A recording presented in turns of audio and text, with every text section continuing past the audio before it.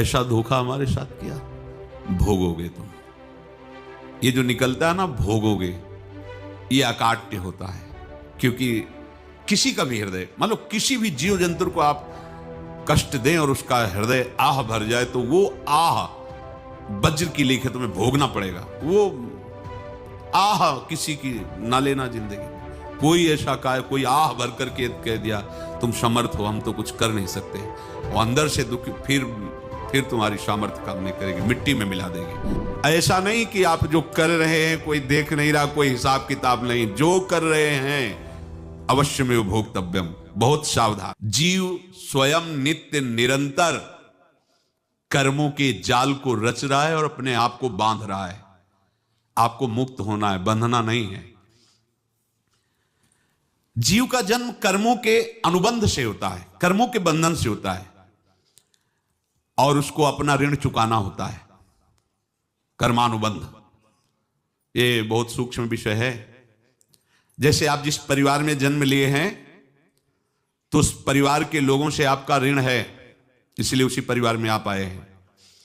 और ऋणानुबंध उसको बिना चुकाए या बिना वसूल किए आप वहां से जाएंगे नहीं। आपको लेना है तो वसूल करना है, और देना है तो चुकाना है। ये पूर्व के जन्मों से निश्चित किया गया है। जैसे किसी के यहां पुत्र हुआ, जन्म से ही पैसा खर्चा शुरू हुआ, जो बड़ा हुआ तो उद्दंडता के द्वारा मार पूरे परिवार को क्लेश पर क्लेश देता चला जा रहा है। ये तुम्हारे कर्म का फल है। या ऐसे शक्तिहीन बुद्धिहीन ऐसे पागल पूरे जीवन सेवा करो, तुमसे अपना हिसाब चुकाने के लिए वो आया है। अब परिवार के जो सदस्य जुड़े आके, मतलब पत्नी आते ही पूरी हृदय में आनंद, परिवार में आनंद, और जीवन भर वो आनंद ही सुख देने के लिए उसका जन्म हुआ। वो अपना ऋणानुबंध मुक्त, और आते ही भयंकर क्लेश खड़ा कर दिया, बीच में दीवार और झगड़ा वैसा, फिर अतरे दिन मारपीट शुरू, कलह अशांति, पूरा जीवन नरक हिसाब करने आए। यहां ऋण चुकाए बिना कोई जा नहीं सकता, ऋण चुकाना पड़ेगा। किसी का ऋण वसूल करना है तो किसी को ऋण चुकाना है, दोनों काम करने होते हैं। अनेक जन्मों में अनेक लोगों के साथ हमने जो बर्ताव किए हैं, अच्छे या बुरे, वो होंगे। अब किसी आदमी को हम जानते नहीं, अचानक मिला, अचानक टक्कर लगा और मार पीट गाली गुप्ता सब कर दिया, चुपचाप सह लो। क्यों? ये आपका हिसाब है, पूर्व का हिसाब। हमारा उससे कोई द्वेष नहीं, कोई संकल्प नहीं। अचानक घटना घटी और हमसे द्वेष करने लगा, हमें पीटने लगा, हमें गालियां दे, ये हिसाब है, चुपचाप सह जाओ। अपने घर का भाई ही भारी दुश्मन बन गया और क्लेश, हिसाब है। एक प्रभुदत्त ब्रह्मचारी जी की वाणी में पढ़ा था, एक महात्मा जी भ्रमण करते थे, तो उस समय असरफियां चलती थी, मोहरें असरफियां, तो उनको भेंट में देते लोग। तो या तो ठाकुर सेवा में लगे तत्काल, या संत सेवा में तत्काल लगे, उसका संग्रह करके डोलना ये ठीक नहीं है बैरागी के लिए, सिद्धांत में ये ठीक नहीं है। तो जब 2, 4, 6, 8 ऐसे मोहरें हुई, तो उन्होंने विचार किया कि और भ्रमण करके जब काफी मोहरें हो जाएंगी, तो प्रयागराज में जब कुंभ पड़ता है, एक बार पूरे सब अखाड़े के संतों को, अलग अलग संप्रदाय सब संतों को बुलाएंगे और सबको खुआएंगे। अब साधु है तो यही विचार करेगा, और क्या विचार करेगा। तो उन्होंने ऐसे डंडा बनवाया, बेंत, जो ऊपर से चूड़ीदार और भीतर पोला, और मोहरें उसमें डालते गए। और भ्रमण, जहां जहां श्रद्धालु भगत सबके यहां जाना और इच्छा रखना कि एक मोहर तो दे दे दक्षिणा में। कामना कोई भी हो वो बांधती ही है, ध्यान रखना। इसीलिए प्रभु जो चाहे वो करे, अपनी चाह नहीं रखनी चाहिए, अपनी चाह प्रभु की चाह में मिला देनी चाहिए। धीरे धीरे वो छड़ी भर गई।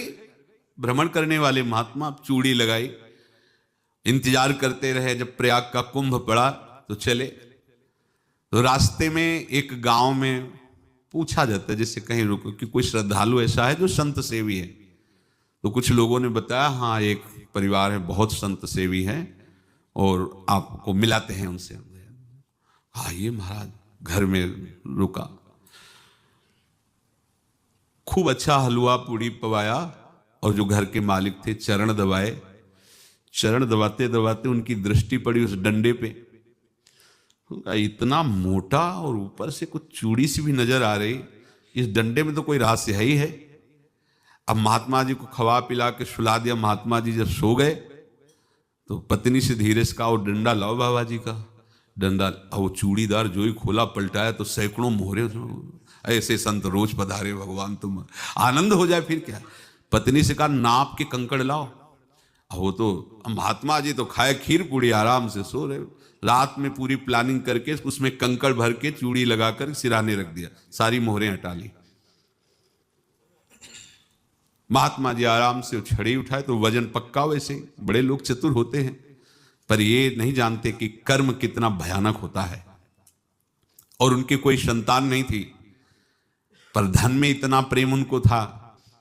बहुत सावधान साधु महात्माओं के पास जो अर्थ है, गृहस्थी अगर आता वहीं से है, पर अगर उसको जोर जबरदस्ती या किसी छल कपट से, तो वो उसका विनाश ही करता है। आज तक का प्रमाण है। अब उनको ये भाव पता नहीं होगा, या पता होगा तो लोभ के कारण वो उसको मान नहीं पाए होंगे। महात्मा जी गए प्रयाग में, किसी अखाड़े पर रुके और वहां प्रार्थना की कि कल जो है संपूर्ण अखाड़ों का निमंत्रण किया जाए और सब संतों को भोग पवाया जाए, उनको दक्षिणा भी दी जाए। महंत ने सोचा कि बहुत बड़ा है तो उत्सव है, क्योंकि प्रयाग में कितने हजारों संत महात्मा सब। तो उनका, महाराज बोरों इसमें चीनी और टीनों घी लगेगा, सब व्यवस्था। बोले आप मंगाइए, एक एक हिसाब हम करेंगे, हमारे पास सब व्यवस्था है। बोले कुछ तो पहले दे दो, वो इकट्ठे देंगे हम। उनको था कि अगर हम छड़ी खोला और दो चार मोहरे दी, किसी को पता लग गया तो गड़बड़ हो सकती। बोले हम भंडारे के समय आखिरी में सब कुछ आपको दे देंगे। ठीक है। वो अपने पास से पैसे लगाकर खूब जितना सामग्री सब लाए, लाखों की, और सब संतों को निमंत्रण कर दिया। संत जन निमंत्रित हो गए, भंडारा बन रहा है। तब वहां के महंत है, उनका देखो भंडारा भी बन रहा है, संतों को निमंत्रण। अब आप अर्थ की व्यवस्था कीजिए, क्योंकि इतनी बड़ी हमारी सामर्थ्य नहीं थी जितना हमने किसी तरह हमने व्यवस्था की। अब मुझे अर्थ चाहिए, तभी आगे की व्यवस्था बढ़ेगी। संतों को दक्षिणा देंगे और जिनसे अर्थ लिया उनको दे। देखो रसोई बन गई है सब। उनका छत में विश्वास नहीं तो ये अभी चूड़ी खोली। उनको तो था ना कि मोहरे हैं, कंकड़। तो अब जैसे कितना उनको सदमा लगा होगा, हजारों संतों का निमंत्रण, रसोई बन, मतलब संत हो के छल कपट। तो उनका, महाराज आपने तो हमारा नाश कर दिया, जो महंत थे। अब बताओ, रसोई बन गई, संत निमंत्रित हो गए, और आप ये कंकड़ दिखा रहे हैं हमको। आपने तो हमें बर्बाद कर दिया, हमारी इतनी सामर्थ्य नहीं थी, आप पहले बता देते। संत होकर ऐसा छल कपट। अब वो बोले तो क्या बोले, क्योंकि उनको पता था कि मोहरे हैं इसमें। अंदर से उनका चिंतन गया उसी सेठ के पास, अच्छा ऐसा धोखा हमारे साथ किया, भोगोगे तुम। ये जो निकलता है ना भोगोगे, ये अकाट्य होता है। क्योंकि किसी का भी हृदय, मान लो किसी भी जीव जंतु को आप कष्ट दें और उसका हृदय आह भर जाए, तो वो आह वज्र की लेखे तुम्हें भोगना पड़ेगा। वो देखो भीष्म जी को भोगना पड़ रहा है ना। सांप को ऐसे धनुष की नोक से उठाया और बंबूल के कांटों के ऊपर फेंक दिया, कई दिन तक शेदा हुआ, वो आह भर करके मरा। तो आपको 6 महीने बाणों की सैया पर आह किसी की ना लेना जिंदगी में। कोई ऐसा कहा, कोई आह भर करके कह दिया तुम समर्थ हो, हम तो कुछ कर नहीं सकते, और अंदर से दुखी, फिर तुम्हारी सामर्थ्य काम नहीं करेगी, मिट्टी में मिला देगी। फिर ये तो संत थे, और भगवत आराधना के लिए, संत आराधना के लिए ही ऐसा किए हुए थे। अब इनका कैसे मुंह दिखाएं, अब क्या करें। सुबह संत जन आएंगे, सबके बीच में हमारी कि देखो इन्होंने, अब क्या करें। गए और संगम में जाके छलांग लगाई, अपने प्राण त्याग दिए। अब उनके तो पास मोहरे थी और व्यापार बढ़ा, और 9-10 महीने बाद ही लड़का हुआ। अब तो उनको कि संत फलीभूत हो गया। देखो व्यापार चल रहा, लड़का नहीं होता था, लड़का भी हो गया। बड़ा आनंद छा रहा है।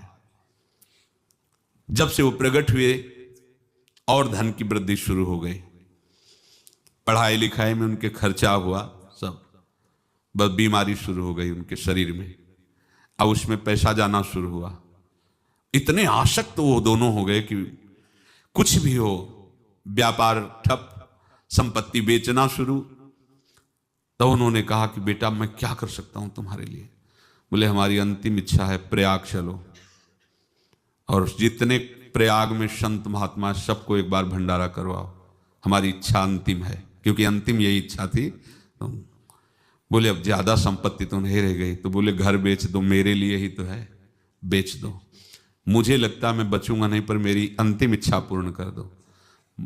घर बेच दिया, जेवर बेच दी। वहां गए, जब संत सेवा की तो बोले मुझे संगम तक ले चलो।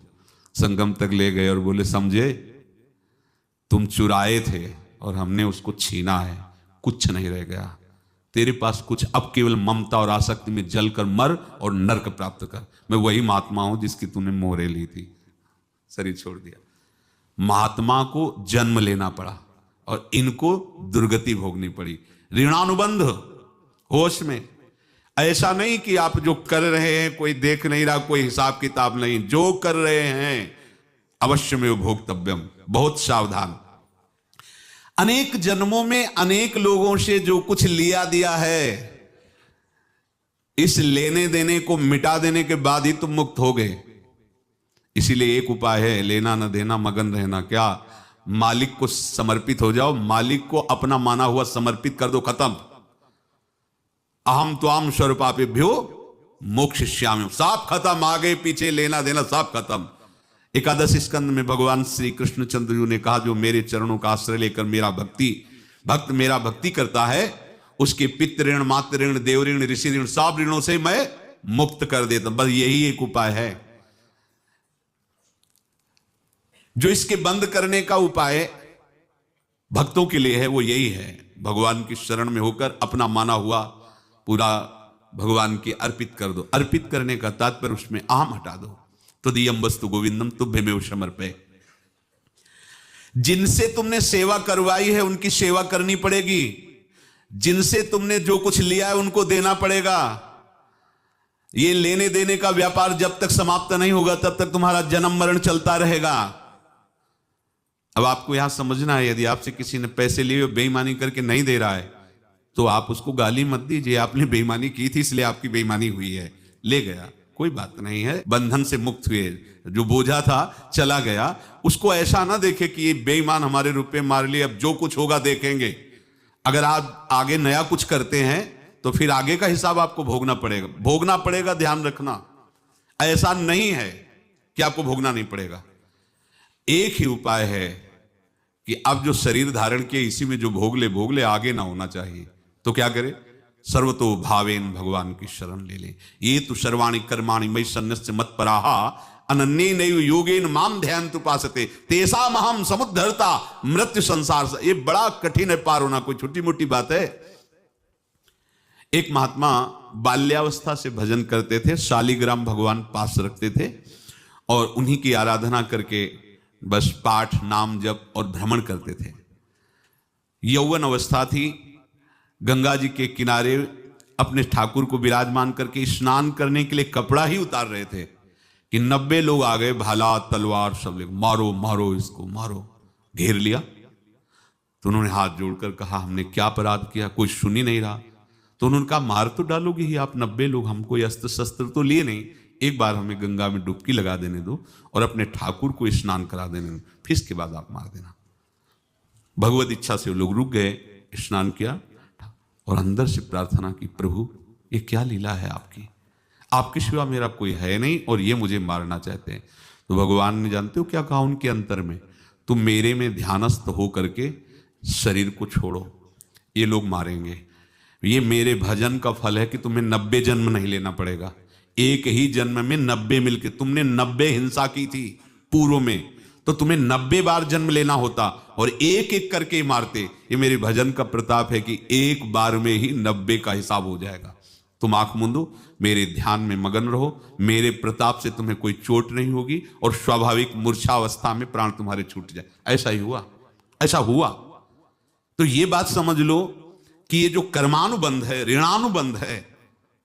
आप देखो, अगर शाप महात्माओं ने दिया कि तुम्हारे वंश का इससे विनाश होगा, तो तो भगवान भी परम धाम जा रहे तो उसी कील से, बाण की नोक में जो मछली लील गई थी छोटा कण, उसी से की नोक बनाई और उसी नोक को प्रहार किया, भगवान के श्री चरण में वही बाण की नोक लगी और भगवान ने स्वीकार किया ना।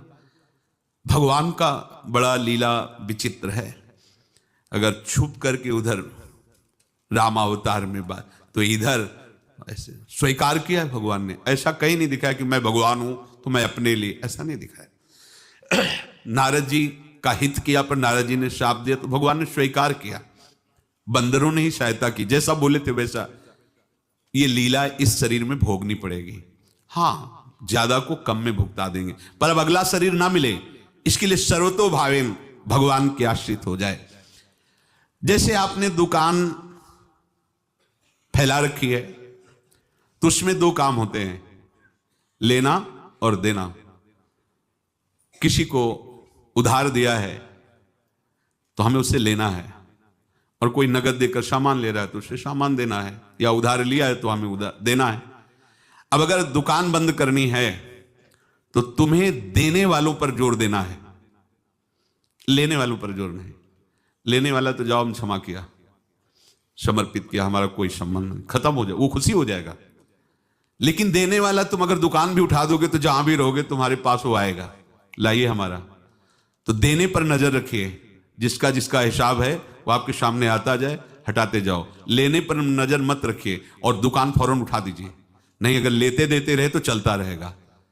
आगे चलकर कुछ लेना न देना, मगन रहना बस अपने प्रभु के चिंतन में। अब हम कैसे जाने कि किसको क्या देना है, हमें क्या पता? तो हम पूरा हिसाब जिनको पता है उनको दे देते हैं, समझ रहे हो? उनको पता है क्या लेना है क्या देना है, तो इनके पास पहुंच गए, सरकारी हिसाब से सब बराबर कर देंगे। हमको अपनी जिम्मेवारी इनकी चरणों में समर्पित कर देना है, तभी हम जीवन मुक्त होंगे। ये रहस्य की बात है। प्रभु कह रहे हैं, यस्य सर्वे समारंभाः काम संकल्प वर्जिताः ज्ञानाग्निदग्ध कर्माणं तमाहु पंडितम बुधाः। जिसके संपूर्ण कर्मों के आरंभ संकल्प और कामना से रहित हैं, तथा जिसके संपूर्ण कर्म ज्ञान रूपी अग्नि से जल गए हैं, उसको ज्ञानी जन भी पंडित कहते हैं, बुद्धिमान कहते हैं। पूज्य श्री भाई जी महाराज कह रहे हैं, जैसे वहां ज्ञानाग्नि से दग्ध कह रहे हैं, तो अपने वृंदावन वासियों का प्रेमाग्नि से सब कर्म संस्कार दग्ध होते हैं।